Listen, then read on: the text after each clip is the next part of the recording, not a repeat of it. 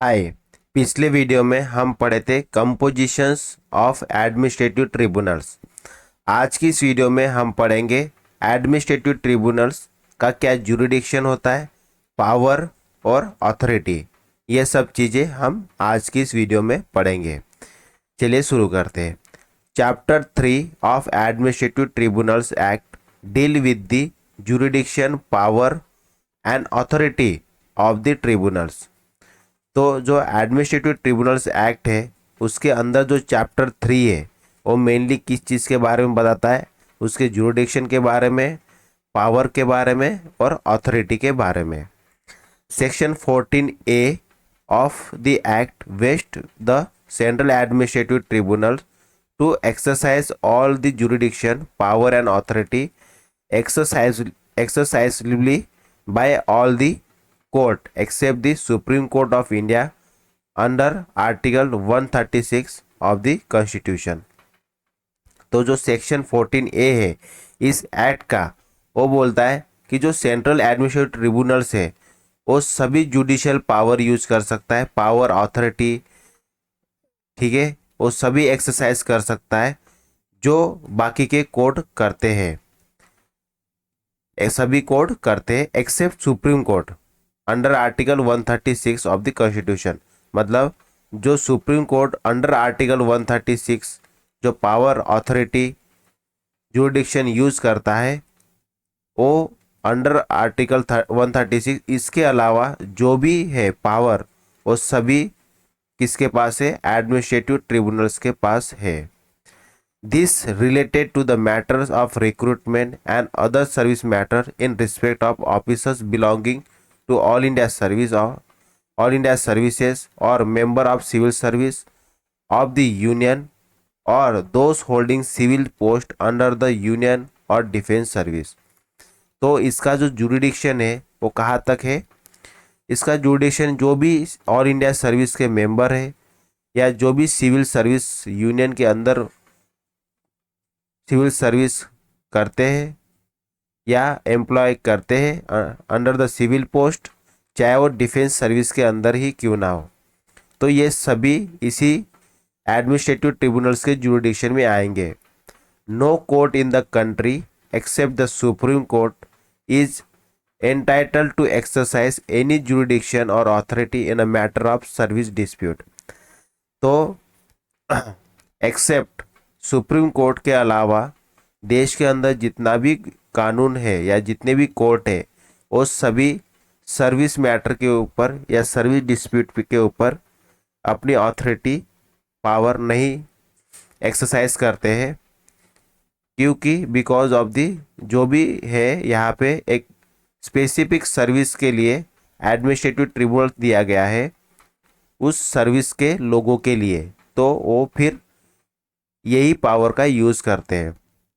The same authority has been vested in the state और the joint administrative tribunal. तो same power जैसे central administrative tribunals के power है, same way state के भी administrative tribunals है या जॉइंट एडमिनिस्ट्रेटिव ट्रिब्यूनल्स होते हैं, उनके पास भी सेम पावर होते हैं, ठीक है। One of the main features of Indian constitution is judicial review. There is a hierarchy of court for the enforcement of legal and constitutional rights। तो हमारे देश के अंदर जो इंडियन कॉन्स्टिट्यूशन है, इंडियन कॉन्स्टिट्यूशन का जो मेन फीचर्स है वो क्या है, जुडिशियल रिव्यू है।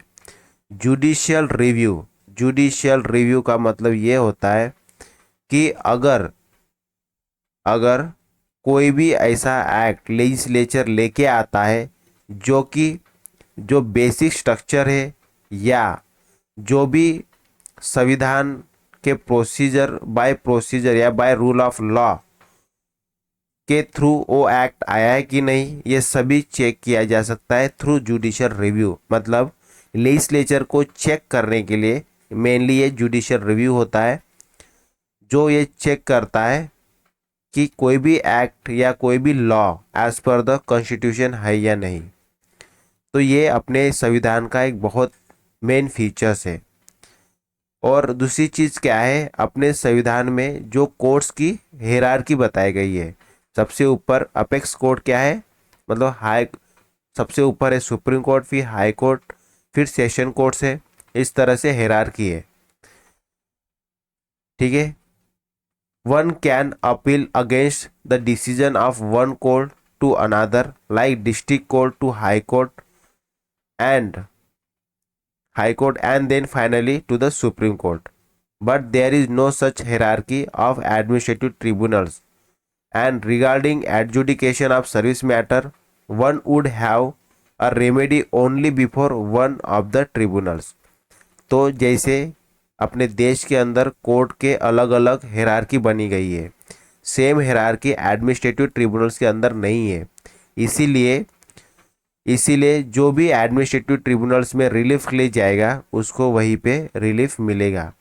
This is in contrast to the French system of administrative court, where there is a hierarchy of administrative courts and one can appeal from one administrative court to another.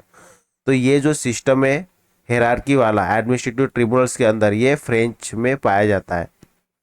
But in India with regard to decision of the tribunals one cannot appeal to appellate tribunals, though supreme court under article 136 has jurisdiction over all the decision of the tribunals.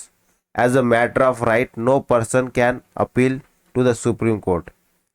तो जो supreme court के पास एक under article 136 एक power हो जाता है कि वो कोई भी मैटर्स को अपने पास ले सकता है, और जो भी डिसीजन होंगे ट्रिब्यूनल्स के या matters of right, no person can appeal to the supreme court.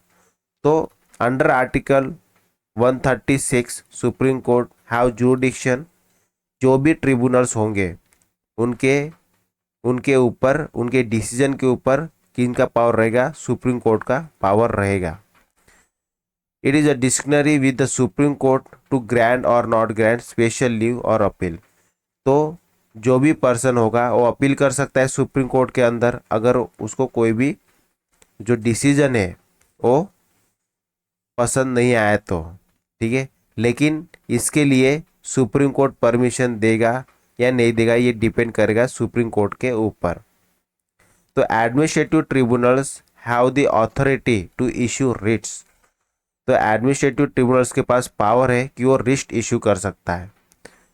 In disposing of the cases, the tribunals observe the canons, principles, and norms of natural justice.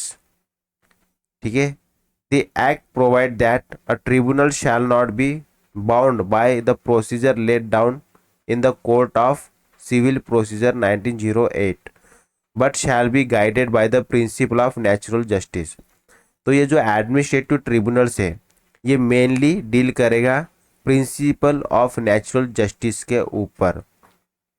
ठीक है, और ये जो ट्रिब्यूनल्स है ये shall not be bound by the procedure laid down in the code of civil procedure.